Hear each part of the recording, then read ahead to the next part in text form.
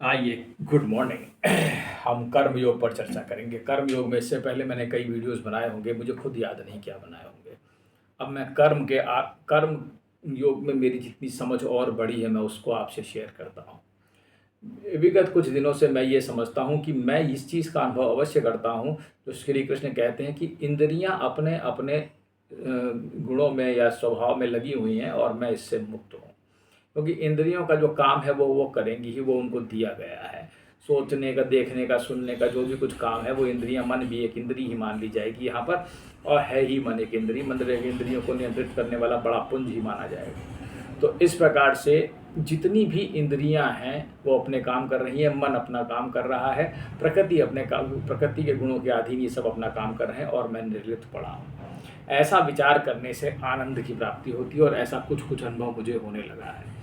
कुछ कुछ अनुभव मुझे इस बात का भी होता है कि मैं सबसे अधिक अनुभव मुझे इसी बात का हो रहा है कि मैं कुछ भी नहीं करता हूँ। ये बिल्कुल सच है। उदाहरण के लिए मैं तुमसे बोल रहा हूँ लेकिन मैं नहीं बोल रहा हूँ, क्योंकि विचार ना मैंने कोई तैयारी करता हूँ, ना मैं कुछ करता हूँ। मैं बैठता हूँ बस इस वीडियो के आगे, इस मोबाइल के आगे, और मैं बोलना शुरू कर देता हूँ।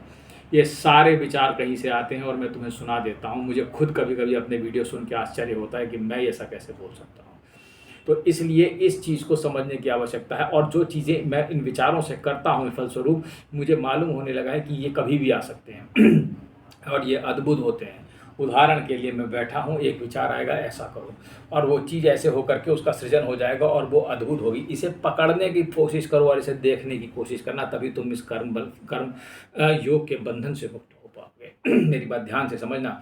जब विचार आएगा, उसका क्रियान्वयन होगा, उसमें तुम निर्लिप्त हो जाओगे कि मैंने किया, ऐसा कुछ हो ही नहीं रहा है। इसे देखने के लिए थोड़ी सी सेपरेशन चाहिए कहीं पर, ठीक है, कि तुम इसे महसूस कर सको और देख सको कि वास्तव में ये होता है, ये घटित होता है। हर विचार, ये चीज़ हुई तो ये घटित हुई है, ये तुमने नहीं की है।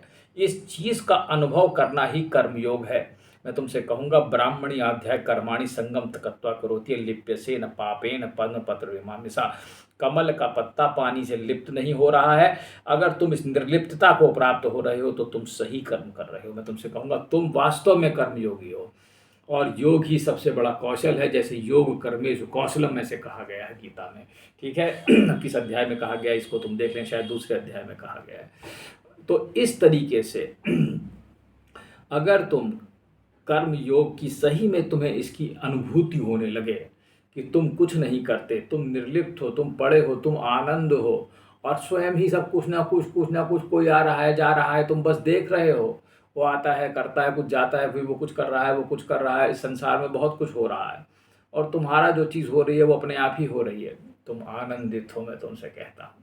तुम भाग्यशाली हो, मैं तुमसे कहूँगा, अगर तुम इतना देखना सीख गए हो तो ये गजब की कला है। मैं तुमसे कहूँगा, ये कला कोई सीख नहीं सकता। मैं तुमसे कहता हूँ, इस भगवान ने गीता के 5वें अध्याय में यही लिखा है कि इस संसार में कोई भी कर्म करोगे तो बंधन उत्पन्न होना स्वाभाविक है। मैं तुमसे कहता हूँ, इसलिए ये स्वाभाविक बंधन से काटना इतना आसान नहीं, क्योंकि बॉन्ड्स इनविजिबल हैं। ये मेंटल बॉन्ड्स हैं, ये मानसिक बंध हैं जो कि बन जाते हैं। मैं तुमसे कहूँगा, होने को, जैसे कि एक बच्चा हुआ, उस बच्चे को कोई मतलब नहीं है, छोटा बच्चा है, उसे कोई मतलब नहीं है ये इसकी मम्मी है, यही हमारी मम्मी है, ये हमारी पापा है। अगर छोटे बच्चे को किसी दूसरे को मम्मी दिखा दो, कहें हाँ ये मम्मी है, कहें ये पापा हैं तुम्हारे, तो वो उन्हीं को मान लेगा बचपन से। कारण ये है क्योंकि वहाँ पर वो कोई आसक्ति नहीं है, वहाँ कोई बॉन्डेज नहीं है। लेकिन धीरे धीरे वो बच्चा जब अपने माँ बाप के साथ बड़ा होता है, उनके साथ रहता है, तो वो पहचानने लगता है, क्योंकि बंधन पैदा होते हैं, इनविजिबल बॉन्ड्स।